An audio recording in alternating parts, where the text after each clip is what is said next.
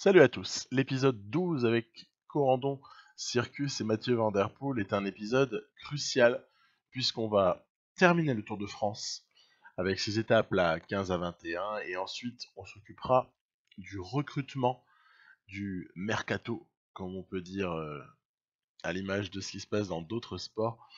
On va recruter avec nos moyens qui sont pas illimités. On n'est pas la Deceuninck Quick-Step, on n'est pas le team Ineos par exemple. Mais vous allez voir, on va essayer de faire un truc cohérent. Jusque-là, sur le Tour de France, on avait un Mathieu Van Der Poel qui au final était de manière surprenante mieux placé que Galopin qui avait un petit peu craqué sur une ou deux formes du jour un peu négatives aux étapes notamment 11 et 12. Là, ça avait été difficile pour Tony Galopin. De ce fait, c'est Mathieu Van Der Poel de manière surprenante qui est notre meilleure chance pour faire quelque chose d'honorable. Alors que du côté du maillot vert, il est parti pour le gagner, hein, remporter un premier maillot vert, et que sur le classement général, Tom Dumoulin nous paraît réellement survoler les débats, avec au final assez peu de types capables de lui contester le Tour de France. Donc ce que je vous montre là, c'est ce que je pense pouvoir éventuellement tenter sur ces étapes qui viennent, puisqu'on est au final sur de l'espoir d'essayer d'aller gagner une ou deux victoires sur ce qui va suivre, parce qu'en fait, c'est quand même un peu délicat. Après, il y a une problématique aussi, c'est que comme Van Der Poel est bien placé au général, même s'il est très loin de la victoire, euh, il pourra pas s'échapper. Du coup, il y a certaines choses qu'on peut pas faire. Je lui aurais bien fait prendre du retard au général, mais le problème, c'est que si j'avais fait ça, à ce moment-là, on se retrouvait avec un mec le mieux placé de nos types qui aurait été peut-être 20, 22e. Et ça aurait été dommage, je trouve, de perdre du temps volontairement, juste bon, comme ça, et gâcher quelque part les bonnes perfs de Van Der Poel, surtout dans la mesure où Galopin n'était pas en mesure d'être comme ça top 10 potentiel, etc. On voit bien que là, à ce stade-là, c'est assez compliqué, donc on va essayer de jouer les étapes. Voilà, on va jouer nos étapes pour essayer de voir s'il y en a une qui peut être gagnée, et puis le reste, on verra bien. Dans cette étape 15 là, où il y a une arrivée qui est quand même plus de 30 km après le dernier sommet, donc euh, qui laisse quand même la chance à pas mal de gens de pouvoir contester l'arrivée solitaire, si vous voulez, après la descente. Là, c'est un peu utopique, quoi. Le mec va pas terminer comme ça les 30-35 derniers bornes tout seul, donc j'ai quand même envoyé en échappée, bien évidemment, Van Barle et Galopin, parce que je me disais que si Van Barle pouvait éventuellement protéger Galopin le plus possible, ça aurait pu être un truc qui nous arrange, mais le problème c'est que ce jour-là, il y a deux types qui sont largement au-dessus du reste des échappés, même trois hein, avec Guillaume Martin, mais il y a surtout Ciccone et Fabio Aru. Donc Ciccone et Aru, ils se tirent la bourre hein, pour le maillot à poids. Et voilà, il est arrivé à 3 entre ceux qui étaient les trois plus forts de l'échappée, sans conteste. Après, c'est vrai, quand on regarde les notes de ces trois gars, le fait que Galopin n'ait plus pu suivre à un moment donné, c'est logique. Hein. Et, ils ont quasiment 80 en montagne tous les trois, quoi. Donc voilà, la dernière ascension aura été capitale et aura empêché qu'on puisse contester cette victoire d'étape. Ben, c'est comme ça pas de problème. Donc, statu quo relatif hein, au général. Et on passe à une étape qui s'annonce a priori plus difficile. C'est l'étape 16, plus difficile parce qu'il y a comme ça plusieurs ascensions. On a un enchaînement comme ça, ouais, portée d'aspect, col du Minté et col de Portillon. Et c'est vrai que les deux premières sont assez rapprochées, ce qui peut nous faire un petit peu mal pour ce qui est de l'enchaînement. Bon, à voir. Je J'ai déjà perdu des équipiers, bien évidemment, c'est normal. Et puis de façon un petit peu décevante, mais au final, est-ce que c'est pas logique au fond aussi, hein. C'est dans la deuxième ascension, c'est dans le col du Manté que qu'on a comme ça Van Barle notamment qui a lâché.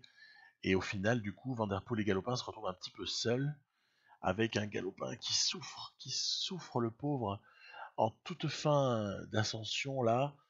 Ah là là là là, il va falloir reboucher dans la descente, c'est encore faisable, hein.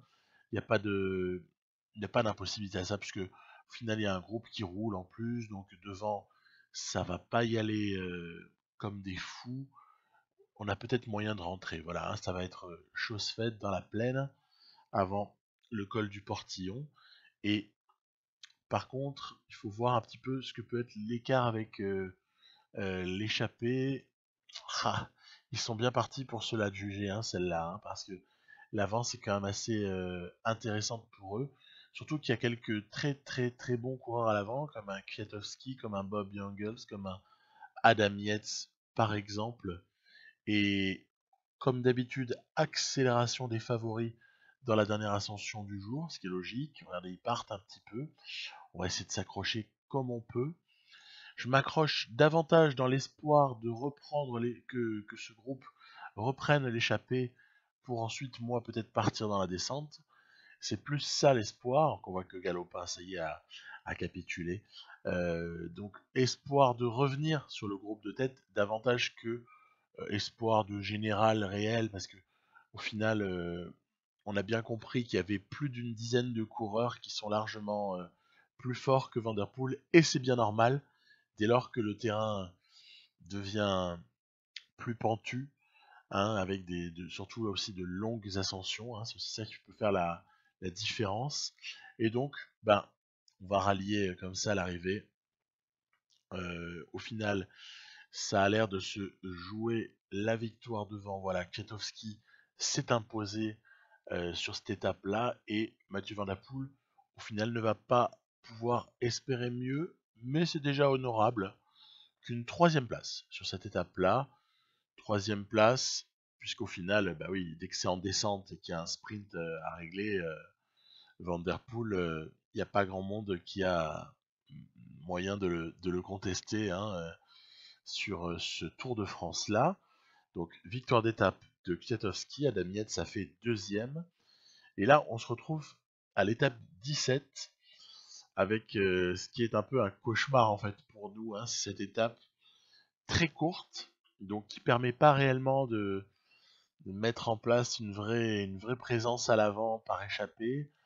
C'est un sprint en fait, hein. C'est une étape qui va très très vite, avec comme ça enchaînement d'ascension. Pas réellement notre terrain, hein. Ça le sera peut-être l'année qui suivra, mais pour cette année c'est très très délicat. J'ai quand même essayé de placer Van Barle à l'avant, mais il est en compagnie de gens qui sont bien plus forts que lui en fait au niveau de la note de montagne. Alors c'est pas grave, mais c'est juste que du coup, forcément, il va se faire décrocher, hein, on s'en doute très très bien. Voilà, il y a beaucoup de gens qui sont bien bien plus forts.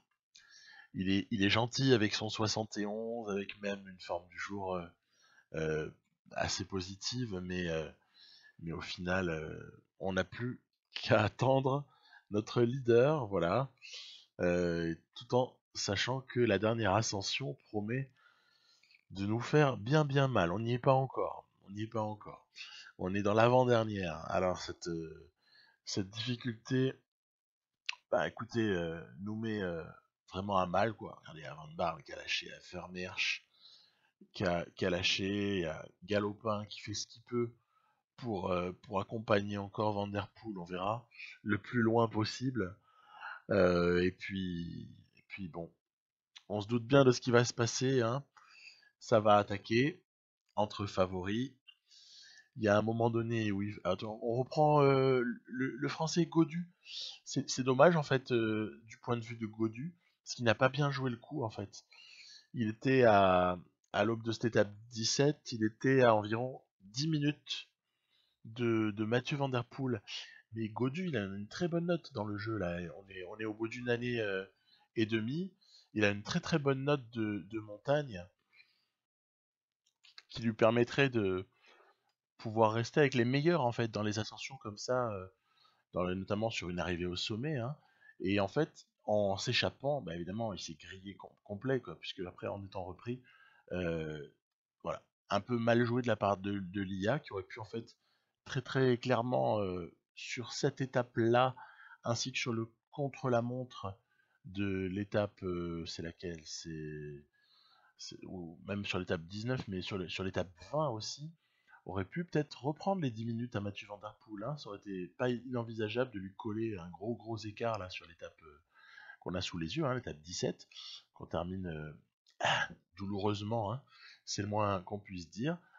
Victoire de Froome, mais Dumoulin a été encore une fois très très présent à l'avant et il assure quasiment son Tour de France là au soir de l'étape 17, donc vraiment archi dominant Tom Dumoulin.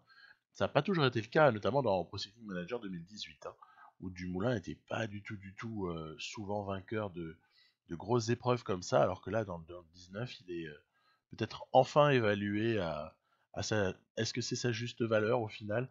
Tendance quand même à penser qu'on est plus proche de la réalité là, avec un très gros Tom Dumoulin, que quand on avait un Dumoulin qui était systématiquement lâché, et qui ne pouvait jamais espérer mieux que 4 ou 5e des grands tours comme ça.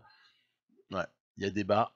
C'est vrai qu'au final, il faut encore qu'il nous prouve des choses. Est-ce qu'il les prouvera un jour ou est-ce qu'il y a un changement de génération maintenant qui fait que au final sa chance il l'aura plus jamais?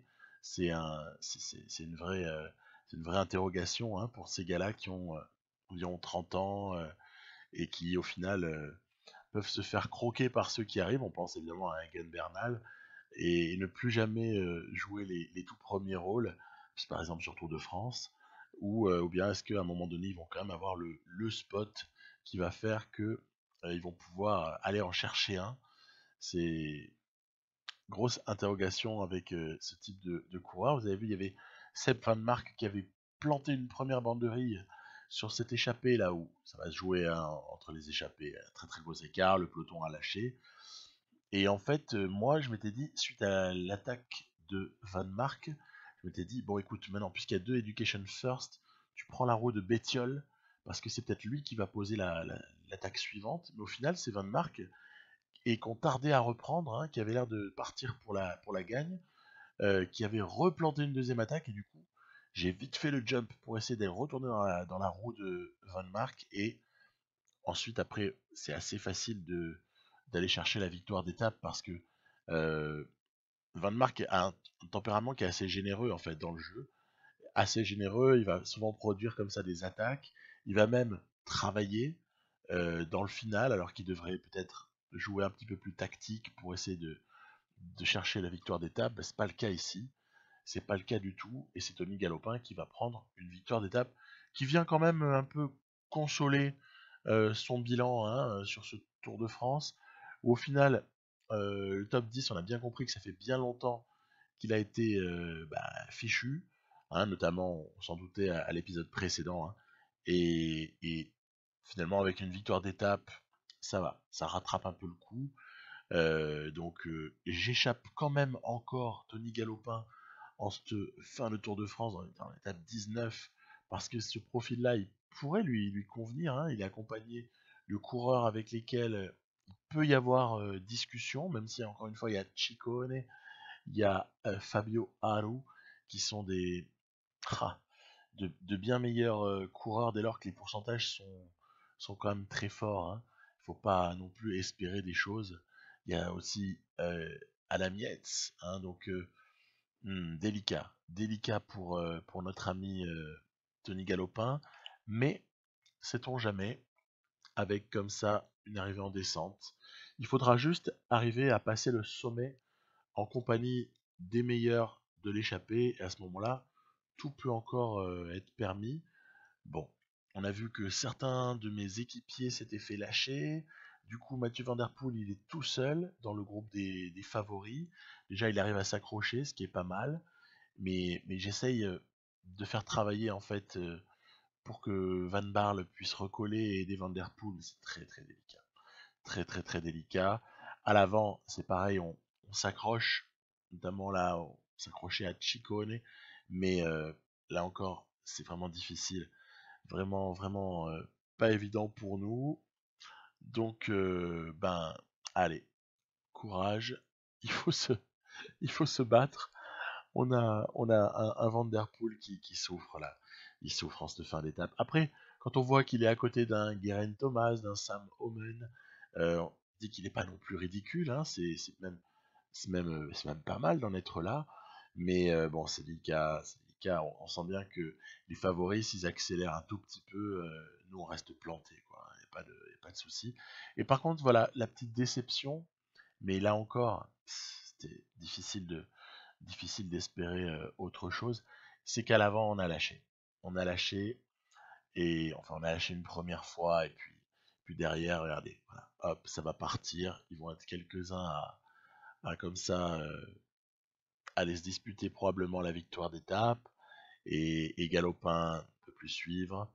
Bon, voilà, il va y avoir quand même cette descente, on va la faire à fond. On va la faire à fond la descente, parce que s'il y a possibilité de récupérer un petit peu de temps, ça peut être sympa, mais revenir sur l'avant pour contester la victoire d'étape, ça paraît assez compromis. Puis dans le groupe des favoris, je vais m'amuser aussi un petit peu. Je vais faire la descente avec Mathieu Van Der Poel. C'est un tel régal avec ses notes incroyables. Du coup, en fait, descente de Galopin à fond les ballons, descente de Mathieu Van Der Poel, qui va nous permettre d'aller chercher quelque chose d'honorable. Galopin, 5e place sur cette étape, remportée par Adam Yates. Et derrière, petit écart. Pourquoi je fais ce forcing là avec Mathieu Van Der Poel en fin d'étape 19?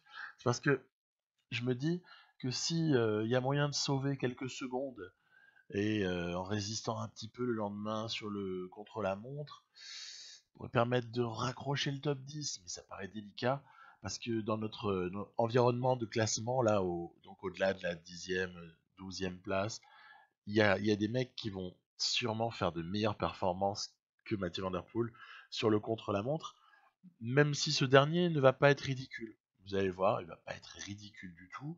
Là, je commence avec Dylan Van Barle à toujours espérer quelque chose, puisque c'est quand même un bon rouleur, hein, Van Barle. Il n'a pas une mauvaise note de vallon. Maintenant, il faut aussi voir une chose, c'est que sur ce contre-la-montre là d'une trentaine de kilomètres qui arrive à Espelette, finalement, une grande part est donnée dans le jeu aux spécialistes, pas seulement du contre-la-montre, mais aussi aux spécialistes grimpeurs, parce qu'en fait, à chaque fois qu'il y a comme ça des forts pourcentages dans ce contre-la-montre, les grimpeurs font de vraies différences. Et vous allez voir, le classement final, de toute façon, il est assez éloquent. Hein. Il veut tout dire. Hein. Si vous avez une note correcte de CLM et que vous avez une très très grosse note de montagne sur celui-là, là, de contre-la-montre, vous faites top 10 au minimum. Hein. Donc, délicat. En plus, moralement, délicat. Le champion du monde sur route en course en ligne, Mathieu Van Der Poel se fait dépasser par le champion du monde de la spécialité, Rohan Dennis. Et donc moralement en plus on se fait doubler par le mec qui est parti juste derrière. Le résultat est pas pourri, mais regardez, voilà, quand on voit un Fuglsang qui vient faire un super temps, un Thibaut Pinot aussi, malgré une note en CLM qui est pas phénoménale, un Quintana dans le même acabit, voilà, qui viennent comme ça tous s'intercaler. Un Christopher Froome, on s'en doute, qui ne peut que performer sur ce type de parcours. Roglic aussi, qui va venir comme ça, bam, prendre une très très bonne place. On n'a pas vu Dumoulin, il va arriver, mais Romain Bardet, bam, lui aussi, malgré ses piètres qualités de rouleur, bon, on a compris, avec Dumoulin qui vient en plus écraser le truc à la fin. On a donc bien compris, Tom Dumoulin remporte ce Tour de France, avec finalement une étape 20 qui aura été excessivement favorable aux grimpeurs. Et donc il nous reste un espoir, c'est peut-être de rajouter une 6e victoire d'étape sur ce Tour de France pour l'ami Mathieu Van Der Poel sur les Champs-Élysées. C'est tout ce que je vais m'attacher à faire dans cette étape-là. On a notre train bis, puisque depuis l'abandon de Sénéchal qui s'était fait mettre hors délai, d'une étape de montagne, souvenons-nous, eh bien, on n'a plus notre, entre guillemets, poisson pilote, même si c'est un poisson pilote de circonstances, hein, on se doute bien que il va falloir peut-être s'occuper d'en prendre un, hein, au mercato qui va suivre là dans les minutes à venir. Mais j'ai un train bis qui est pas trop mauvais avec Van Barle qui roule à fond, Galopin qui a quand même une accélération qui permet de mettre Manu Van Der Poel dans des conditions plus que correctes. Plus que correctes, voilà, on va lancer pas très très loin de la ligne et on va s'imposer comme ça sur les Champs-Élysées avec Mathieu Van Der Poel. Plus surprenante peut être la deuxième place de Galopin malgré tout devant Arnaud Démare, devant Dylan Groenewegen. Bon, écoutez, au moins on aura existé dans cet épisode par le biais des victoires d'étape. On sera allé en chercher deux qui sont pas non plus super difficiles à prendre, mais au moins voilà, ça aurait été chose faite. Vous avez vu un petit aperçu du maillot, du nouveau maillot, hein, qu'on va obtenir. Voilà, je n'en faisais plus mystère depuis quelques temps. Je vous avais annoncé le truc. C'est du Corendon Alpecin. Et puis les récompenses, voilà, pour les uns, pour les autres. Mathieu Van Der Poel, au final, il va prendre deux maillots distinctifs. C'est le vert et le blanc. Voilà. Et l'équipe Movistar va, pour sa part, se contenter du classement par équipe. Voilà. Gros gain. 200 et quelques mille euros gagnés sur ce Tour de France. C'est ce qui nous sauve et qui va nous permettre d'aller jusqu'en 2021. Donc grosse satisfaction. La partie va pouvoir continuer. Tout va bien. Et puis voilà, on arrive aux offres qui nous sont faites. J'avais un certain temps avant ces dernières semaines où Corendon Alpecin est une rumeur qui a de plus en plus grossi début juillet avec le retrait de Katusha Alpecin du peloton ou peut-être sa modification, disons. J'avais moi à l'avance pensé à Lecoq Sportif comme sponsor qui aurait pu être sympa et tout, avec une dominante française du coup. J'aurais plutôt mis des Pays-Bas en deuxième option, j'aurais pu un peu éditer en fait, hein. Et au final, donc on va abandonner Corendon Circus pour passer sous pavillon Corendon Alpecin. Et puis le projet Lecoq Sportif. Ben écoutez, Lecoq Sportif, ils seront présents sur notre maillot avec Canyon, hein, gros soutien de Mathieu Van Der Poel, on le sait, Canyon. Mais voilà, pour avoir une équipe Lecoq Sportif, on verra ça une autre fois. Je trouvais que c'était rigolo en fait, Lecoq Sportif, je trouve ça marrant. Bon, on y arrive. Le mercato, recrutement à suivre. Bah, c'est ça, hein, le meilleur recrutement, on ne peut pas rêver mieux que déjà conserver Mathieu Van Der Poel, et Dieu sait si ça va coûter de l'argent. Vous allez voir ça, qu'une très grosse partie de notre marge financière va être engloutie par le salaire du mutant. Est-ce que c'est bien surprenant? Est-ce que c'est immérité? Non, clairement pas. Le mec mérite un énorme salaire. On voit que déjà à 160 000, il manque un petit peu. Vu que la marge de négo est pas énorme, puisque le mec peut s'impatienter rapidement, il est demandé par d'autres équipes, on finasse pas trop, on va se mettre d'accord autour de 170 000 euros par mois, donc énorme salaire pour Mathieu Van Der Poel, mais en même temps, salaire hyper mérité. Donc rien à redire, vu le palmarès du type. David va être également conservé, c'est normal, on garde le frère dans l'équipe, voilà, à l'image de ce qu'on avait pu faire par le passé avec un Nibali et son frère Antonio, ou Peter Sagan avec son frère Juraj Sagan, qui est comme ça toujours dans les équipes, voilà, ça fait partie du truc. On va aller aussi proposer un contrat satisfaisant pour Evenepoel, qui n'est pas gourmand. On se doute bien que c'est une excellente affaire en fait de prendre Evenepoel à une vingtaine de milliers d'euros mensuels. J'étais prêt à payer plus cher, mais ça n'a pas été nécessaire, donc ça nous permettra de garder un petit peu d'argent pour payer quelqu'un d'autre. quelqu'un d'autre après avoir aussi assuré au niveau de certains équipiers. Parce que n'oublions pas que, outre le fait de chercher un grimpeur plus conserver Mathieu Van Der Poel à cette intersaison, un objectif fondamental, c'est d'essayer de gonfler notre effectif. Parce qu'on avait 16 coureurs là en 2020, il faut approcher la vingtaine d'une manière ou d'une autre. Il nous faut 20 coureurs. Donc à partir de là, je vais sonder un petit peu le marché, je vais commencer à faire des offres aux uns et aux autres. On avait depuis très très longtemps parlé de Pierre Latour. Pierre Latour, il faut regarder quelle est, quelle est sa prétention salariale. Et on s'aperçoit que pour Pierre Latour, ben, c'est un peu cher. C'est un peu cher parce qu'à ce stade-là, il nous reste 87 000 euros environ. Et Pierre Latour, il faudrait lui en donner 55 000. Et donner 55 000 à Pierre Latour, c'est quasiment équivalent à se dire, bon bah écoutez, on va presque rien recruter d'autre. Voilà. À l'opposé, un Sam Omen, lui, va être un petit peu moins gourmand, puisque si on lui offre 36 000 euros, il est d'accord. Et ça fait quand même un bon différentiel, parce que quand vous différentiel de 20 000 euros environ, ça fait un coureur de qualité, par exemple. Donc ça mérite vraiment d'y réfléchir. Après, on m'avait parlé de Van Schip, parce que voilà, un certain d'entre vous me disent prends un tel, prends un autre, etc. Ce qui est toujours sympa d'ailleurs. Et du coup, je fais une approche pour le rouleur qui est Jens Willem Van Schip.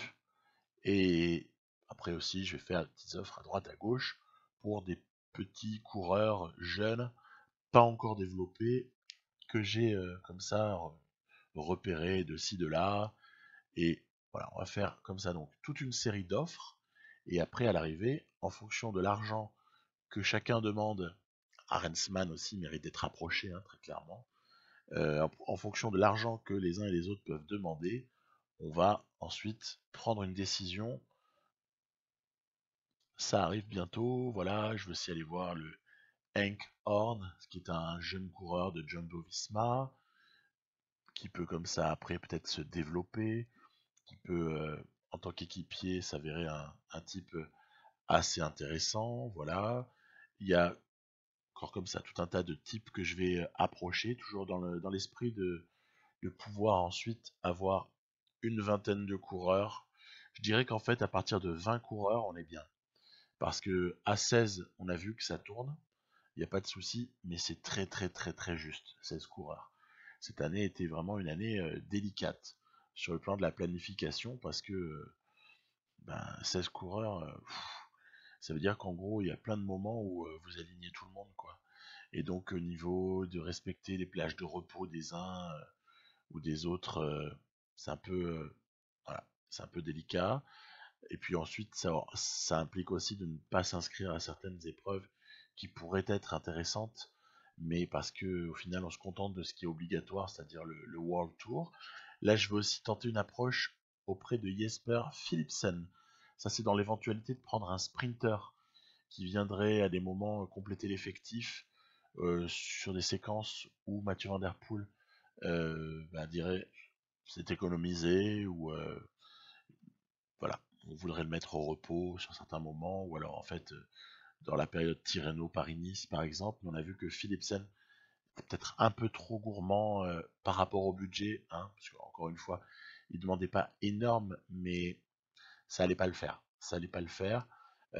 Guillaume Martin aussi, on peut commencer à avoir des tout petits doutes sur ses prétentions qui sont un poil élevées pour nous, pas un poil élevé dans l'absolu, puisque vu ses notes, il mérite ce salaire-là. Chessball aussi, c'est un peu cher.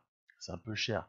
J'avais aussi fait des approches auprès, par exemple, de Dylan Tuns, un peu plus tôt dans la saison, puisque au moment de la constitution des dossiers, à la période des pré-transferts, Dylan Tuns, quelqu'un que je regardais parce qu'il aurait pu être un soutien intéressant sur terrain à bon pourcentage, voire fort pourcentage en travaillant la note de montagne. Puis par contre, ma déception, c'est que je voulais faire une offre sympathique à Sharman. Du coup, je me rabats éventuellement sur Conrad, euh, parce que je cherche en fait quelqu'un qui peut soutenir ce qui peut être notre grimpeur star en quelque sorte, hein. Maika aussi faisait partie de ma shortlist. Au final, je n'ai plus le droit de les approcher alors qu'il me reste des points transfert. Donc c'est extrêmement regrettable. Pernsteiner, en revanche, on peut lui proposer, on peut l'approcher, mais, euh, mais c'est quand même dommage de ne pas avoir pu proposer quelque chose aux autres coureurs concernés, hein. Soit c'est un petit bug du jeu, soit c'est quelque chose qui s'explique par un élément que j'ai pas en tête. Je me suis posé la question, est-ce que comme on est une équipe à budget continental un peu, on est en gros budget continental, est-ce que peut-être que le jeu nous limite à 16 coureurs, enfin non, je pense pas quand même, je pense pas. Donc je penche quand même plutôt pour le petit bug. Alors, je vais signer, toujours par volonté d'avoir comme ça un nombre de coureurs suffisant. Je vais signer Fanmour, Vermeersch, Enkorn, Guénaud et Arensman. Et puis après, comme ça, la réflexion, elle se portera sur ce qui reste. Parce qu'encore une fois, je veux pas trop consommer d'argent avant d'avoir approché, on va dire, la vingtaine de coureurs, parce que le nombre est très important. On l'a compris, j'en ai parlé juste avant. Donc voilà, on va les signer, les gars. Ok. Et ça nous fait du bon petit équipier, ça, qui peut se développer en plus. Pour certains, ça peut être vraiment intéressant. Bon, voilà. Donc, on est à un stade où on n'a pas encore recruté celui qui doit être notre grimpeur star. Remco Evenepoel, il devrait le devenir avec le temps. Mais pour ce qui est, de toute façon, des grimpeurs, on peut se permettre d'en avoir deux dans une équipe. Parce que si vous en avez deux, vous retrouvez avec un qui peut doubler Giro Vuelta et l'autre qui peut se concentrer plus sur le Tour de France avec un Paris-Nice ou un Tirreno par exemple en début d'année. Donc il n'y a pas de problème à en avoir deux et je vais me diriger vers Sam Oomen. Sam Oomen qui je trouve à 36 000 est plutôt une bonne affaire, 36 000 par mois. Et surtout, lui, au moins, il nous permet d'aller encore compléter le recrutement avec quelques types.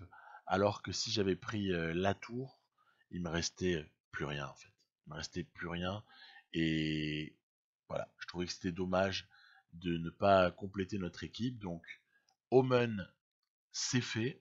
Et puis, là, je vais encore essayer d'aller gratter un peu à droite à gauche, parce qu'on n'a pas le droit de faire d'offres à certains. Toujours une fois encore, bizarreté du jeu là sur ce coup-là. Je vais aller comme ça chercher quelqu'un qui est jeune, ce jeune petit belge là de l'auto U23. Puis je vais aussi m'intéresser aux Français Paris Peintre. Mais là encore, oh là là, les prétentions salariales sont trop élevées. Beaucoup trop élevées. Mec est à...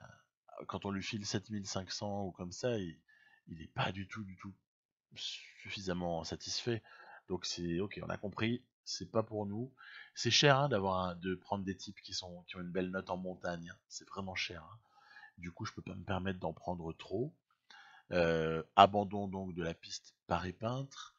Euh, je vais du coup continuer à aller chercher des petits jeunes par-ci par-là. Il y a deux trois régènes là qui peuvent être assez intéressants. Cela dit, je dis régène, mais ce jeune urbain, je ne sais pas s'il existe ou pas.